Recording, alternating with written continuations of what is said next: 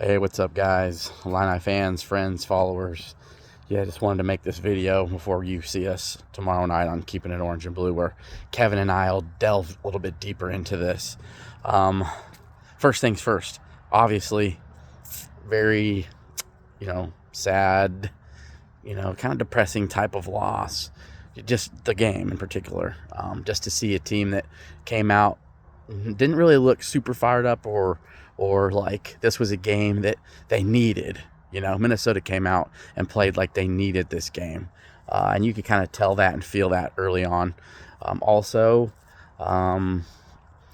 injuries have taken a big toll on this team. And while I can't sit here and hang our hat or make excuses as to that's why they lost the game, we can talk about how important it is to have your best players in the game, and having second and third stringers have to play crucial series in the third and fourth quarter.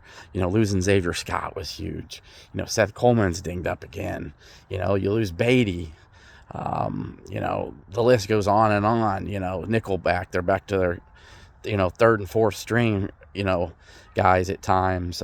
You had Terrence Brooks that wasn't even playing today.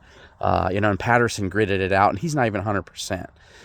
So we haven't even got the fact that Caden Fagan hasn't played the last few games. Illinois is really beat to crap. I think that's the best way to say it. Not all these teams are dealing with that. But today, Illinois wasn't good enough to win the game. But here's what matters. They had chances to still do that, and they didn't make the plays they needed. Luke Altmaier didn't make all the throws he needed to make, but that's part of this.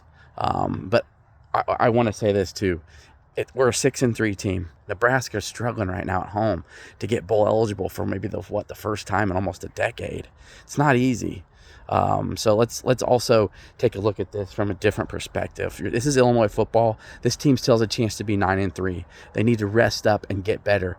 But I'm making this video because the accountability isn't just on the players. It's on the coaches. And 2 weeks in a row, this team has not been prepared and ready to play the game.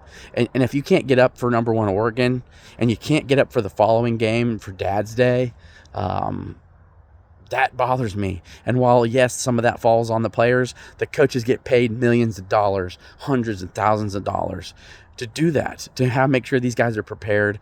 And I'm going to hit two things here. Brett Bielema needs to hold the coaching staff accountable. I thought the play calling today was really bad. Josh McCray was gashing Minnesota off, running the ball.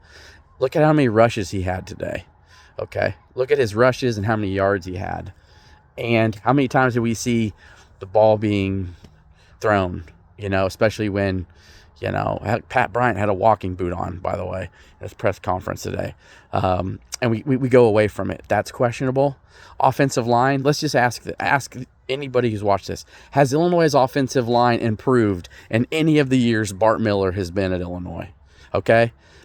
I think if there are some things in the offseason that need to be looked at, Brett Bielema needs to stop relying on a buddy system of who he's got in his stable just because he knows them. It's about production. It's about getting it done. And for a guy that prides himself on big, beefy interior linemen that dominate the line of scrimmage, when's the last time our Illini offensive line dominated at the line of scrimmage, okay?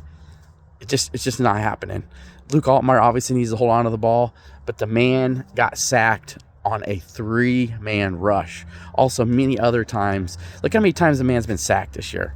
25, 26, and it's not just because he holds the ball too long. Accountability on the staff as well. This team can still get to 9 wins. An 8 and 9 win season should be always celebrated in Illinois. So take a step back with that too.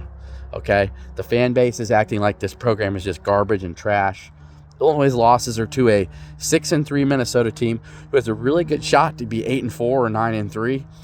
Penn State, who's probably going to finish the season at least 11-1 to 10-2, and Oregon, who just may finish the season undefeated.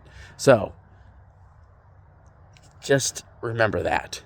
The team's bowl eligible already, and so many things, could be way worse than this right now. But the accountability needs to start with the coaching staff.